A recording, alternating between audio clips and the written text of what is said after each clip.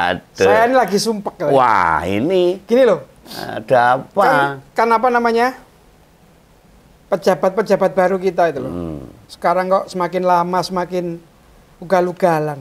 Dalam hal apa ini? Pemakaian jalan. Kan gini loh. Menteri, wamen, utusan khusus, staf ahli, macam-macam itu kan sekarang jadi banyak, Pak. Betul, ada 48 kementerian. Kan banyak banget Ya. itu. Lalu celakanya apa? Setiap orang itu sekarang kalau di jalan itu minta dikawal patwal. Padahal jalannya macet. Jalannya macet, Pak. Ya. Iya kan? Kecuali kalau ke IKN masih sepi, nggak usah patwal lah. Lah Ya sekarang banyak sana. Monyet. dikawal monyet. Jangan ngomong monyet, Pak. Maksud saya gini loh. Apa nggak ada sih regulasi atau peraturan siapa aja yang berhak dikawal atau yang berhak mendapatkan prioritas jalan? Sebenarnya kan sudah ada. Iya. Undang-undang kepolisian, undang-undang lalu lintas tahun 2002 itu sudah menyebutkan beberapa hal loh. Iya. Pejabat negara, presiden, wakil presiden. Tapi apakah termasuk ini, apa namanya? Orang-orang seperti Raffi Ahmad lah kemarin yang kasusnya tiba-tiba dengan arogan minta jalan, padahal yang nggak ada perlu-perlunya loh, Pak. Menurut jenengan gimana? Masalah patwal ini saya mungkin kurang begitu memahami. Tetapi yang saya tahu, bahwa patwal atau pengawalan khusus terhadap seseorang atau apapun. Orang ya, boleh. Itu yang saya tahu itu digunakan sebagai perjalanan urgent. Penting itu. Ya, harus penting, yang paling diutamakan yang pertama adalah mungkin ambulan. Ya. Itu kalau mobil jenazah. Mobil jenazah. Atau mungkin mobil pemadam kebakaran dan presiden. sebagainya. Nah, yang selanjutnya adalah pejabat-pejabat tinggi negara yang memang membutuhkan ketepatan waktu dan memang harus diberikan jalan khusus. Prioritas. Oke. Tetapi kalau sebatas itu masyarakat biasa, bahkan menteri atau pejabat yang lain, sebenarnya bisa sih mereka menggunakan patwal. Boleh ya, sebenarnya boleh. Artinya kan hanya untuk mengawal, tetapi bukan terus arogan atau mengalahkan kepentingan umum yang sama-sama ingin melakukan perjalanan. Iya. Apalagi ketika itu kredit, jalan kredit. Macet. Kalau kemarin yang di kejadian Afi Rahmat dengan R36 itu menurut saya sebagai masyarakat biasa itu sangat arogan. Yang pertama, seorgan apakah Raffi Ahmad untuk menuju ke sasaran atau tempat dia akan mengikuti kegiatan. Sampai harus dikawal. Sampai harus dikawal dan harus mengalahkan semua pengguna jalan. Iya. Seorgan apa? Lalu sepenting apa? Lalu dia itu sehebat apa di dalam jajaran sebagai pejabat di Indonesia? Maka saya mengharapkan, ini harapan masyarakat lah. Ada aturan-aturan yang jelas terhadap penggunaan patwal ini. Tapi sebenarnya patwal ini biasa-biasa aja kok sebenarnya kok. Bisa digunakan. Yaitu tadi. Oleh orang biasa juga boleh ya? Oleh orang biasa boleh tuh. Apalagi yang dia betul-betul ingin prioritas jalan. Ya, prioritas jalan, waktunya yang tepat, misalnya mengiring manten, misalnya, mengiring jenazah, atau orang sakit dan sebagainya boleh. Atau mungkin ada acara-acara khusus boleh. Tapi yang tidak boleh itu adalah membuat atau masyarakat jadi tidak dihargai, terganggu gitu. Itu yang tidak boleh. Iya. Maka undang-undang pengawalan itu masyarakat juga harus diberikan pemahaman, diberikan informasi yang jelas, sehingga ketika masyarakat itu dirugikan atau masyarakat itu diganggu oleh perjalanan pejabat atau seseorang yang menggunakan patwal itu, dia bisa protes. Nah ini yang perlu, saya kan tadi mengatakan saya kurang paham itu.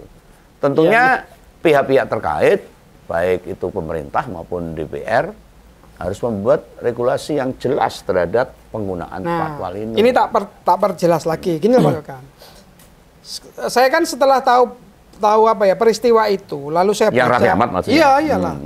Lalu saya baca bahwa memang masyarakat itu boleh menggunakan jasa pengawalan. Oh, boleh.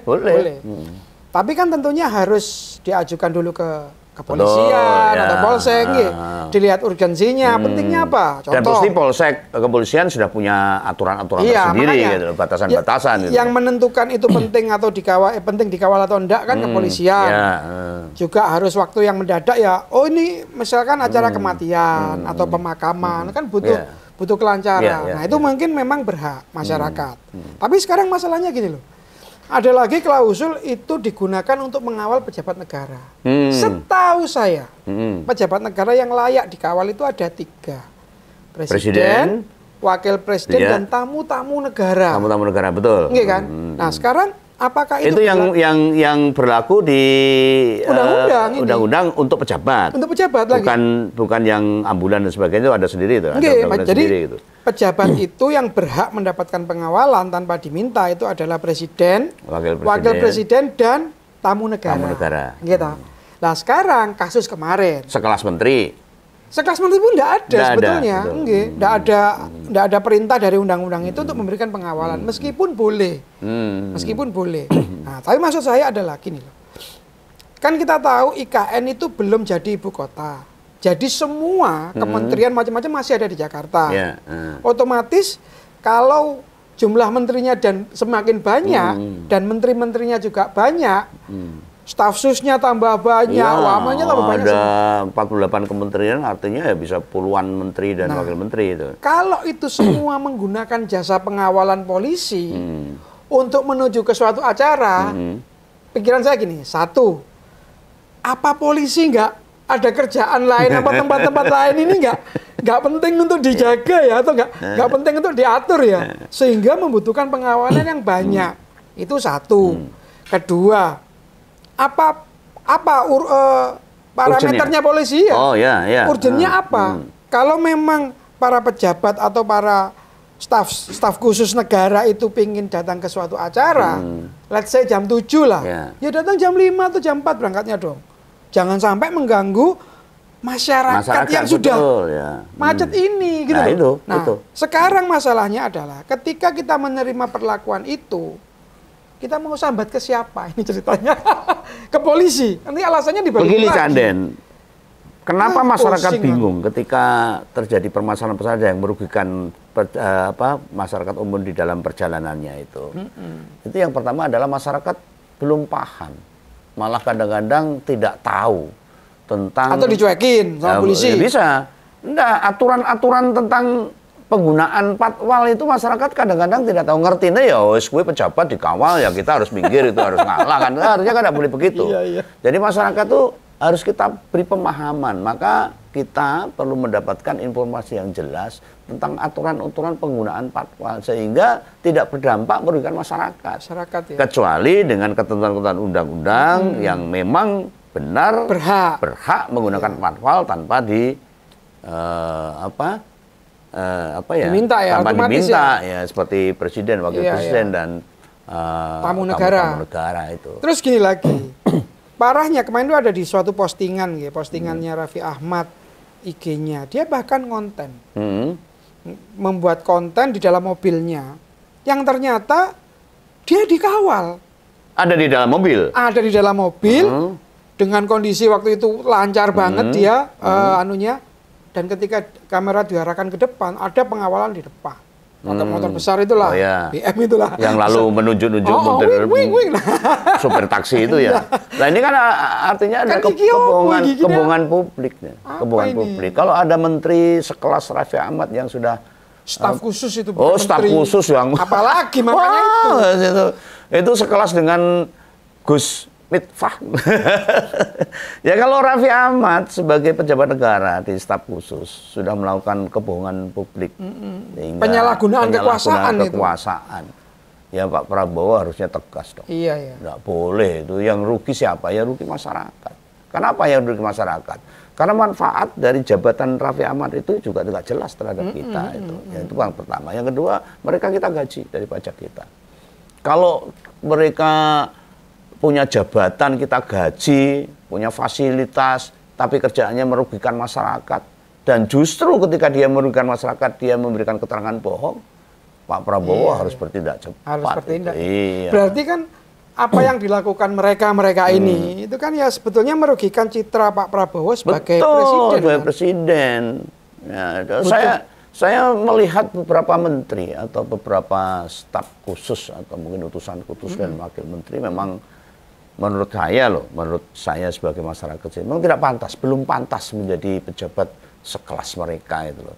Jadi ini menjadi PR besar Pak Prabowo. Jadi tadi berawal dari patwal yang melibatkan staf khusus sehingga ini merembet kepada jabatan-jabatan yang lain.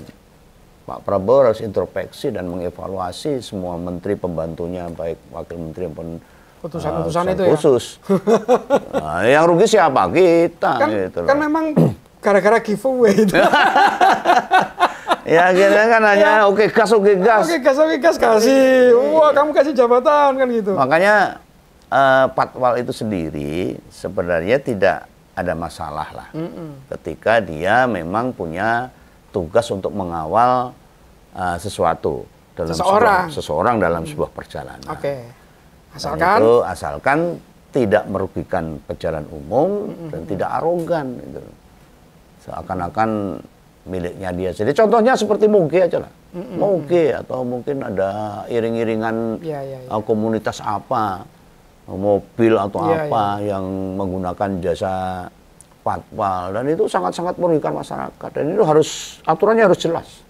Masyarakat harus diberi pemahaman agar ketika dia dirugikan, dia punya dasar, punya saluran untuk memberikan gugatan atau memberikan protes kepada pihak-pihak terkait itu loh. Nah, kalau polisinya sekarang kayak gitu Pak, pilih ngawal daripada loh, ini bisa kita lihat di beberapa tempat itu ketika ya ini saya memberikan kritikan kepada polisi, khususnya polisi lalu lintas. Banyak sekarang jalan-jalan yang macet, banyak jalan-jalan yang krudit. Tapi saya lihat polisi lalu lintas tidak ada di situ.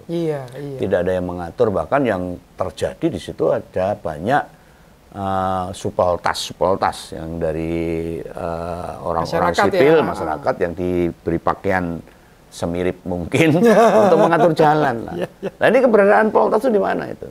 Ini yang perlu kita tanyakan. Maka awal itu tadi. Iya, jangan-jangan mereka cari samben untuk pekerjaan yang pilih ngawal lah, tadi. Dapat duit. Nah, harusnya kan polisi lalu lintas punya tanggung jawab lah. Namanya aja polisi lalu lintas. Intinya harus mengatur lalu lintas, perjalanan masyarakat. Atau gini deh. Sekarang bagaimana tak kasih pertanyaan ya. Apakah sebaiknya kita kembali lagi masalah pengawalan orang biasa kan boleh minta pengawalan ceritanya. Tidak ada masalah sebenarnya. Ya, tidak ada masalah. Dengan contoh tadi, Moge boleh iring-iringan jenazah komunitas apapun itu tadi boleh, asal ada izinnya.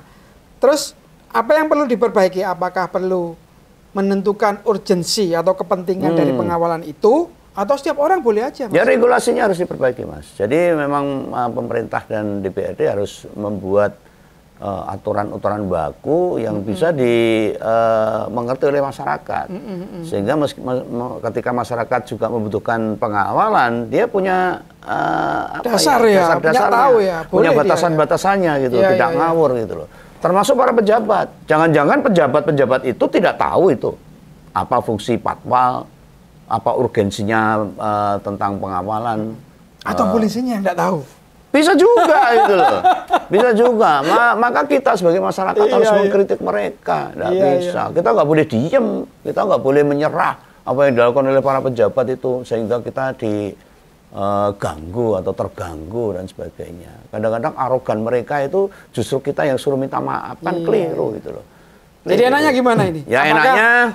Apakah memang dikembalikan lagi ke undang-undangnya bahwa tidak semua orang. Tadi saya mengatakan bahwa aturan harus diperjelas, regulasinya harus diperjelas, pemerintah harus memberikan pemahaman kepada seluruh jajarannya, termasuk aturan itu harus diketahui oleh masyarakat banyak, supaya tahu haknya ya. Nah, yang kedua, pihak kepolisian, instansi terkait, aparat keamanan yang langsung berhubungan dengan permasalahan itu, itu juga harus diberikan rambu-rambu atau aturan-aturan harus konsekuen, itu loh. Sehingga ketika semua berjalan dengan baik, mereka juga nyaman, aman, sesuai dengan rencana waktu dan sebagainya, masyarakat tidak terganggu. Tidak dirugikan. Gitu. Atau gini, seperti biasa. Monggo. Netizen sekarang akan diberikan waktu. Tulis di kolom komentar apa yang sebaiknya dilakukan oleh masyarakat sebagai pengguna jalan atau terhadap aparatnya, yaitu kepolisian.